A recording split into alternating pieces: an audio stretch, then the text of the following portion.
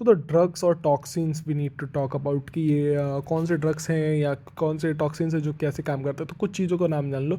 कुछ ड्रग्स और टॉक्सिन्स काम करते हैं कैसे कि वो प्रिवेंट कर देंगे एसिटाइल कोलिन को, या तो उसका बाइंडिंग को वो कर देंगे या फिर उसको निकलने ही नहीं देंगे। तो देखो पहला आता है बॉटीलियम टॉक्सिन।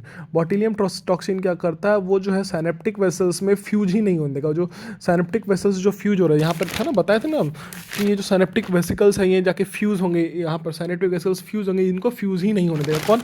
बॉट्यूलिन टॉक्सिन, वो फ्यूज ही नहीं होने देगा। जबकि टेट्राडॉक्सिन क्या होगा, ब्लॉक कर देगा किसको? वोल्टेज गेटियम सोडियम को। अब तुम बोलोगे ये कैसे हुआ, तो यहाँ पर एसिटाइल कोलिन बना था। एसिटाइल कोलिन पे अंदर में कहाँ पे? मसल्स में देयर इज सोडियम चैनल्स जो कि आगे को प्रोपागेट करवाना है, बट उसको ही ब्लॉक कर दिया। उसको ब्लॉक कर दिया तो क्या होगा?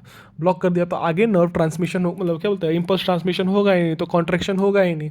उसके अलावा आता है कोनोटॉक्सिन। ये क्या करेगा? प्री साइनेप्टिक वोल्टेज जो अपना ये जो वोल्टेज गेट है, कैल्शियम गेट्स है, कैल्शियम गेट्स है, उनको ब्लॉक कर देगा। कौन? कॉनोटॉक्सिन।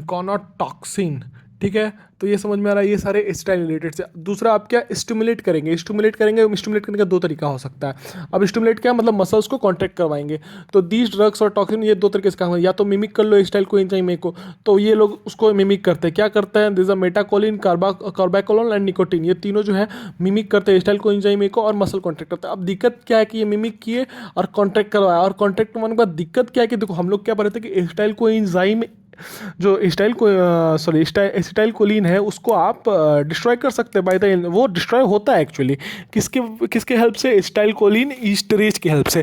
लेकिन ये सारे किसी भी कोलिन ईस्टरेज से डिस्ट्रॉय नहीं होंगे, और ये डिस्ट्रॉय नहीं होंगे तो क्या होगा?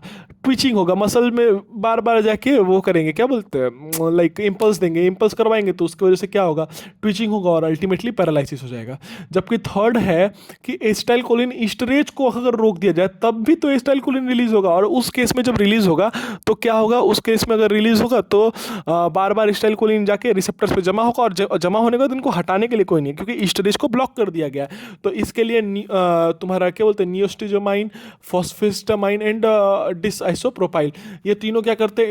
एसिटाइल कोलिन ईस्टरेज जो कि एक्चुअली मारने का काम कर रहा है, एसिटाइल कोलिन ईस्टरेज को खत्म कर रहा है, उसी को ब्लॉक कर दे रहा है। तो इसकी वजह से क्या होगा? एसिटाइल कोलिन एक्यूमुलेट हो जाएगा, और एक्यूमुलेट होने से लेरेंजियल स्पैम होगा, जो कि अल्टीमेटली मसल स्पैम्स होकर डेथ भी हो सकता है ड्यू टू लेरेंजियल स्पैम। अब एक चीज़ और पढ़ते हैं, डिसआइसोप्रोपाइल फ्लूरोफॉस्फेट। इसमें क्या होता है? इसको बोलते हैं गैस पॉइजन भी बोलते हैं। ये एक्चुअली यहाँ पे भी हम लोग लिखे हैं, यहाँ पे भी अपन डाले हैं, पर यहाँ पे समझो कि डिस आइसोप्रोपाइल फ्लूरोफॉस्फेट जो है इसको बोलते हैं नर्व गैस पॉइजन। ये क्या होता है कि अगर ये चला गया बॉडी के अंदर में या जो भी है, तो फिर ये क्या करेगा कि जो एसिटाइल कोएंजाइम को, सॉरी एसिटाइल कोएंजाइम बोल रहे हैं, एसिटाइल कोलिन ईस्टरेज को हफ्तों के लिए डीएक्टिवेट कर देगा। तो ऑफकोर्स ये लीथल है, क्योंकि ऑफकोर्स पैरालिसिस तक बात चल जाएगी। जबकि अगर तुम्हारा पैराथाइनॉन का बात किया जाए तो ये तुम्हारा पेस्टिसाइड में मिलता है।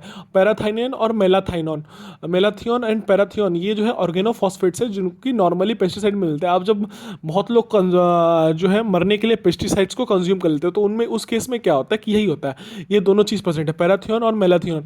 तो ये जो अंदर गए तो यहाँ पर जो है वो मर जाएगा, बंदा मर जाएगा, क्योंकि वहाँ पर जो है एसिटाइल कोलिन ईस्टरेज जो कि आखिर में जाके तोड़ने का काम कर रहा था, किसको?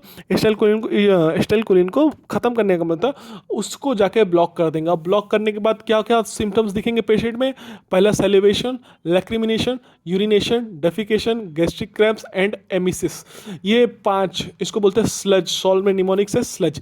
Just remember this thing, remember this thing, और क्या काम कर रहे हैं, ठीक है? सिम्टम्स क्या होगा? सिम्टम्स कुछ मिनट्स में भी दिख जाएंगे, कुछ घंटों भी लग सकते हैं दिखने में, ठीक है? ट्रीटमेंट क्या है? स्टोमक वाश करवाओ पेशेंट का, ऑक्साइम्स दो। ऑक्साइम्स क्या करेंगे? तो जो तुम्हारे एसिटाइल कोलिन ईस्टरेज के ऊपर में जाके बैठ गया है ये दोनों, that is parathion and malathion या फिर ऑर्गेनोफॉस्फेट, उसको जाके खत्म कर देंगे। और या फिर तुम जो है ना रिसेप्टर ब्लॉकर्स दो। अब क्या हो रहा है कि एसिटाइल कोलिन एसिटाइल कोलिन तो रिलीज हो रहा है, उसको मारने के लिए एसिटाइल कोलिन ईस्टरेज चाहिए था, वो है ही नहीं।